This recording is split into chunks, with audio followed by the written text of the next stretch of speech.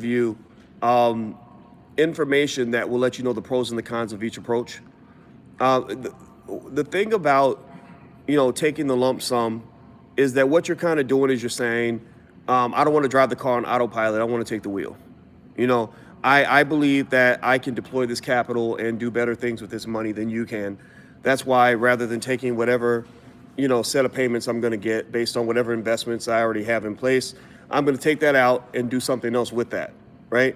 So with that, there comes some risks. Now, if you're withdrawing your money, any retirement money early before the designated time frames that you're allowed to take out, you always have to remember that 10% penalty, right? Now, the tax part is not such a big deal to me because you're going to pay taxes regardless.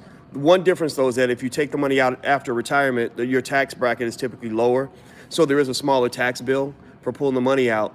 But I'm not so much afraid of that. And the reason I say that is because I'm a person who did go into my retirement account to start my business because I needed that capital, and I felt like I could do something with it. The thing about it, though, is that move is not without risks, right? And you have to be extremely thoughtful and careful about the move you make. So you said you and your husband are real estate investors? Okay, pretty experienced. You've done a lot of work in the area? Okay, then that's good. That means that you have a smell for the field. You know where the good deals are. You kind of know, like, okay, this is a pretty good move. When I think it through and do the math, this makes sense. And that's good. Then I think if you see deals that look good to you, there's nothing wrong with saying, yeah, I think we want to go in this direction instead of that direction. I would also encourage you just to remember diversification across asset classes. So I wouldn't have a portfolio where it's all in real estate, right? Or where it's all in stocks or whatever, right? You spread it around, but I don't see any reason why you can do that. I would encourage you also, when you're making investment moves, always do a worst case analysis. Like, always ask yourself, okay, what's the absolute worst that can happen? What if this whole market bottoms out? What if my major income streams dry up and die? Then you can kind of see if you're fully protected. Because a lot of times it's easy to think that the money's going to keep flowing. A lot of people are feeling that way about the stock market right now, the same way they felt about crypto. When everybody was like, people were doing very dangerous things like borrowing money on their credit card so they could buy more crypto. Bad move, very bad move, right? There was also this company. Anybody remember this company called BitConnect? Anybody remember BitConnect? Anybody? You remember it? Okay. Yeah, BitConnect was basically a Ponzi scheme, but everybody loved it, and a lot of black people were getting into it. And it was a little bit of a network marketing kind of scenario, but not quite.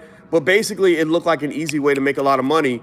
And I had some people that gave me advice that came to me and said, okay, because I think Black Enterprise just did me the huge disservice of listing me as one of the key cryptocurrency experts out here in the black community. And that was a disservice because I'm not a cryptocurrency expert. There are better experts than me.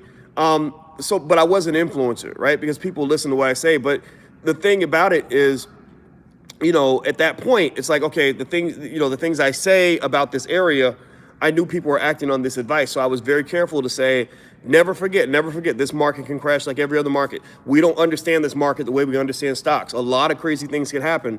And really that's called covering your ass.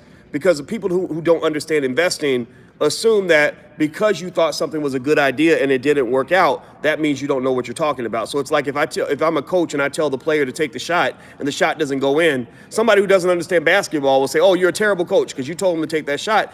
But sometimes you take good shots and you miss, right? So anyway, with BitConnect, one of my advisors came to me and said, we looked into this. This looks like a Ponzi scheme, and we think you should warn all the people that are being influenced by what you say about cryptocurrency that this is a Ponzi scheme. I said, okay, let me look at it. So I looked it up. I read a lot of articles, and I looked at exactly how it operated. And I said, yeah, okay, I get it. It is a Ponzi scheme.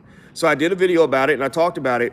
And in my inbox, every other day, there'd be somebody. I don't know how they had such a wide web, but they had all these people that were like, somebody would be like, oh, I'm the Northeastern representative for BitConnect, and I just wanted to come on your platform to talk about it and explain some myths, about BitConnect and blah, blah. And I was like, no, you're not coming on my platform because I know that the reason you roped in all these people is because your pitch is good.